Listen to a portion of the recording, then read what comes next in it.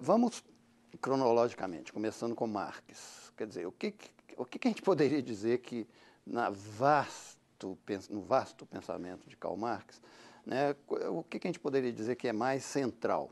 Eu acho que já que a gente tem falado tanto de desnaturalização, quer dizer, o Marx ele fez um esforço muito grande e claro de desnaturalizar o capitalismo, ou seja, fazer as pessoas perceberem que o capitalismo tal qual ele não tem que ser necessariamente assim por um processo natural das coisas. Não, ele é fruto de processos históricos, de interesses claros, antagônicos às vezes, etc.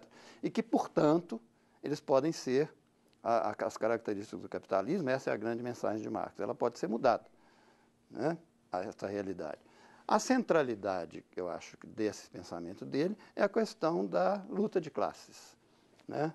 Quer dizer, de como é que o capitalismo constitui novas classes sociais, né, e como que esses interesses vão se antagonizando. E ele, claro, propunha uma saída, né, de extinção das classes sociais, né? Uma sociedade comunista seria aquela sociedade onde as classes não existiriam mais, os interesses seriam universais, né, de todo mundo, etc., e não mais particulares, como é no capitalismo. Em Weber, Weber também trabalha essa questão das classes sociais de uma maneira distinta da que Marx trabalha, né? O Weber está mais atento para certos fenômenos da sua época que Marx não esteve atento, né?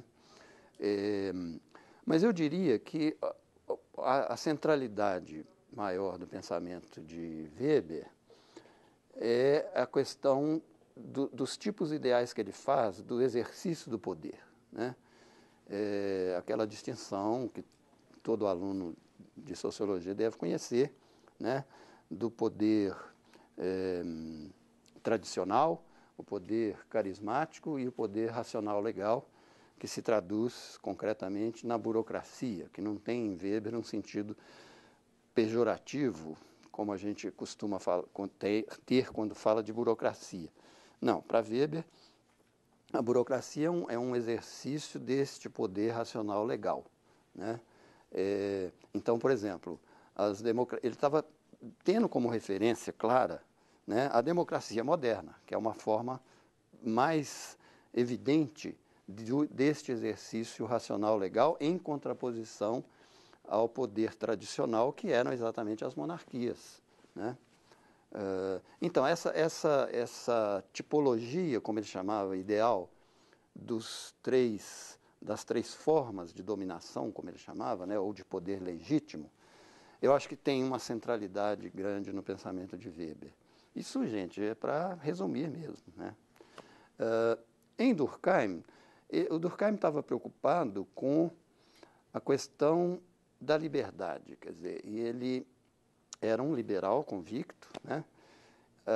Mas, ao mesmo tempo, muito preocupado com a questão, me desculpe, né, com a questão kantiana do paradoxo da liberdade. Ou seja, o que era o paradoxo da liberdade? É de que, traduzido esse paradoxo da liberdade em Durkheim, significa o seguinte: a característica do mundo moderno é exatamente eu ser mais livre do que as pessoas que vivam numa sociedade tradicional, né? Mas, paradoxalmente, viver mais livre numa sociedade moderna significa viver numa sociedade mais regulada.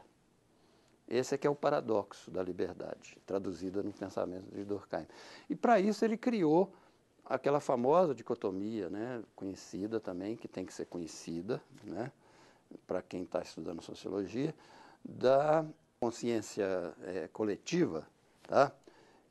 A sociedade de solidariedades diversas, ou seja, o Durkheim, ao pensar o contraste entre a sociedade tradicional e a sociedade moderna, ele cunhou um conceito de solidariedade, que também não tem o sentido de senso comum de solidariedade, aquela coisa da pessoa ser solidária com a outra. Não, solidariedade para ele significava a possibilidade de como é que as pessoas têm coesão numa sociedade, né? como é que elas podem compartilhar de determinadas crenças, de determinados valores, que é o que viabiliza a vida em sociedade. Aí ele criou essa dicotomia, né? De solidariedade mecânica e solidariedade orgânica. O que seria a solidariedade orgânica de forma muito mecânica, de forma muito sucinta?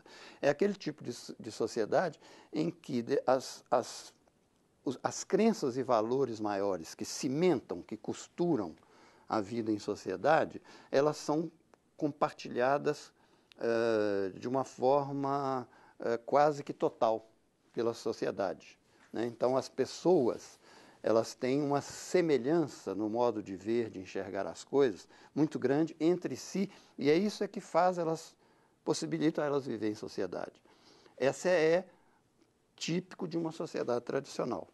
Por outro lado, a chamada consciência, a chamada solidariedade orgânica, é exatamente um tipo de coesão que existe entre as pessoas, que é marcada exatamente pela diversidade de formas, de crenças e valores.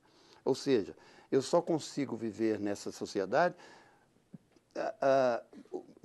cimentado pela diversidade e não pela igualdade, como é na solidariedade mecânica, de crenças e valores. Isso é a sociedade moderna, ou seja, nós termos, quanto mais diversidade de crenças e valores, vocês podem imaginar, por exemplo, crenças e valores no campo da religião, né? Vocês comparem a cristandade com uma sociedade moderna. A grande diferença é exatamente uma coisa, as pessoas se cimentavam para viver em sociedade pela igualdade de crenças e valores. A outra, na sociedade moderna, eu só consigo viver nessa sociedade se houver essa diversidade de crenças religiosas, né? No campo das crenças e valores políticos, é a mesma coisa.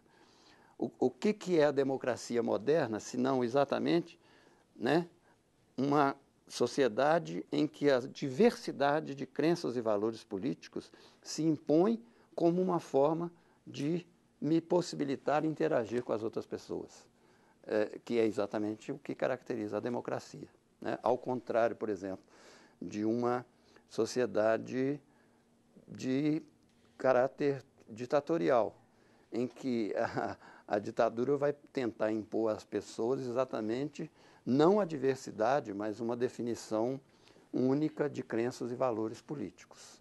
Então, esses conceitos em Durkheim de solidariedade mecânica e solidariedade orgânica, eu acho que constituem a centralidade no pensamento. Para saber mais sobre o assunto, visite o site www.plantãoenem.com.br.